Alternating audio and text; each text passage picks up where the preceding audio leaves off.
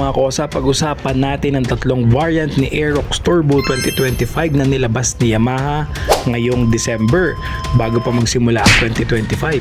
Ano ba ang bago at in-improve dito ni Yamaha at sulit ba ito para sa darating na taon? Pag-usapan din natin ang price and specs difference nito sa bawat isa. Ito na ang inaantay natin, let's go! Simulan natin sa Standard Aerox Alpha Edition. So ito yung pinaka-basic na Alpha Edition. Naka-dual disc brake na ito and new improved front inner tube suspension. So yung front suspension na ito naka-improve na 30mm yung pinaka-inner tube, so mas malaki ng konti. And of course, meron na din tong new forged carbon front cowling. So yan yung in-improve ng Aerox ngayon na 2025. Naka-forged carbon po ang kanilang mga front cowling. And sa susian naman, shutter type key lang ito dahil standard version nga ito. Hindi pa siya keyless. Then regular yung rear dual shock absorber nito, walang subtank. Yung basic na shock absorber lang pero dual pa din. Embossed and clear digital panel. So in-improve nila yung kanilang digital panel na nakaangat sa fairings ng pinaka cockpit niya pero napaka-clear ng mismong panel. Loaded din ng hazard light and of course yung projector headlight nito, all LED pa din siya. 24.5 liter ang under seat compartment.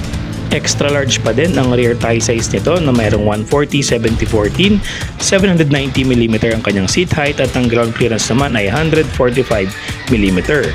And for the weight nito, 125 kg lang po ang timbang nito, so mas magaan. At ang price nito kung i-convert sa Philippine peso ay 108,519 pesos. Yes, napakamura.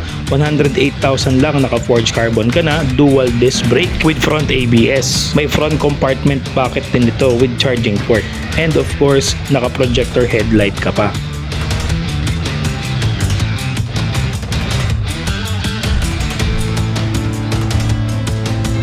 Next naman natin si Cyber City Alpha Edition. So syempre naka-dual disc brake din ito with ABS sa front niyang gulong and new improved front inner tube suspension din. So 30mm din ang kanyang front telescopic suspension, yung inner tube.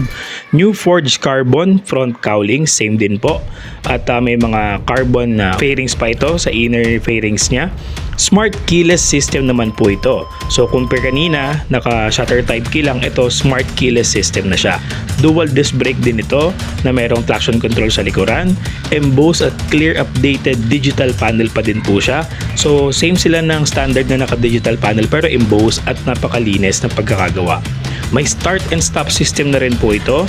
Hazard light, projector headlight, ang kanyang LED na headlight, naka-projector na. And yung kanyang dual shock sa likuran, yung dual shock absorber ay meron ng subtank. So yun ang difference niya dun sa standard. Naka-subtank na po ito na dual shock or dual shock absorber with subtank. Plus meron na rin itong smart keyless system. Same pa din extra large rear tire size nito.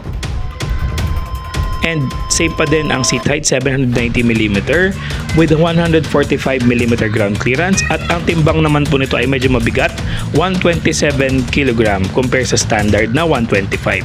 At ang price naman po nitong Cyber City Alpha is 124,000 kung ko-convert sa Pilipinas. So yun lang yung mga difference ng standard na Alpha at sa Cyber City Alpha Edition. So itong si Alpha na Cyber City is naka dual shock absorber with subtank. Tapos may idling start and stop system na siya. And then yung kanyang smart keyless system. Pero pares lang naman sila naka-disc brake na. Pares din naka-digital panel. Pares din 24.5 liters ang under seat compartment. And pares din itong may USB charging port sa kanilang front compartment pocket. So parang dun pa lang sa standard Alpha, parang panalo ka na sa 108,000 pesos, naka dual disc brake ka na, ABS yung harapan, 'di ba? So syempre yung sa Aerox natin sa Pilipinas, naka drum brake yung likuran, kahit 2024 version pa, 'di ba? So ngayon, next naman natin is yung pinaka last na ultimate version nitong Alpha. So ito nga yung tinatawag na Ultimate Alpha Turbo version ng Aerox 2025 na nilabas ng Yamaha. So ito yung pinakamahal sa tatlong variant nila dahil nga sa specs nito. So tara, pag-usapan na natin ang specs nitong Ultimate Turbo Alpha. So, syempre, simulan natin dun sa new improved front inner tube suspension. So, same silang tatlo na na-improve ang front telescopic suspension na 30mm na po. So, mas makapal na yon at mas maganda ang palo ng suspension kapag sa mga lubak. So, of course, new forged carbon front cowling. Meron din siya nun tulad ng sa standard.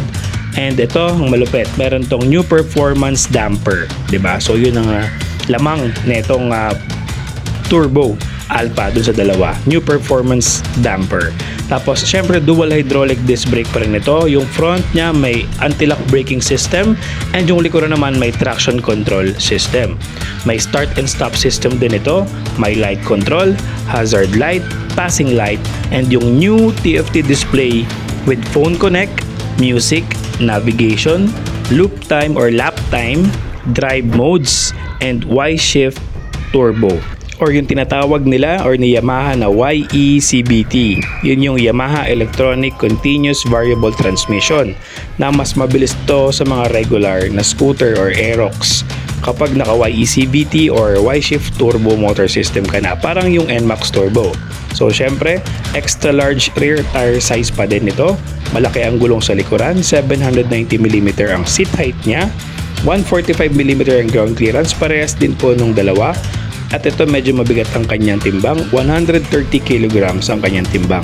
So grabe ang loaded netong Turbo Ultimate Alpha version ni Aerox. Ang daming buttons, ang daming controls, may lap time pa, may music, may navigation, dual disc brake, anti-lock braking system, traction control system, LED projector headlight. So grabe, loaded na loaded talaga. Ngayon syempre mas loaded itong Alpha Ultimate Turbo na to na version ni Aerox at mas mahal to kumpara sa dalawa.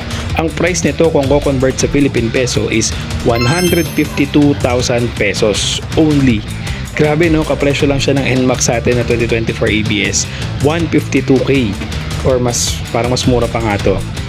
Ayan, so same lang silang tatlo na single overhead camshaft, 4-stroke at 4 valves with VVA or variable valve actuation and blue core engine.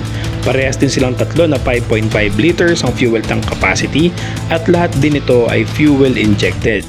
So masasabi ko na maganda ang innovation at mabilis ang improvement ng Yamaha sa Indonesia. Nung nakaraan lang binlag natin yung PCX na nilabas din sa Indonesia, nag-upgrade naman ngayon ng Aerox, 'di ba? So tanging hiling ko lamang ngayong Pasko ay dali ng mga balance na ito na ganyang setup na scooter with a minimal price at hindi overpriced dito sa Pilipinas, 'di ba?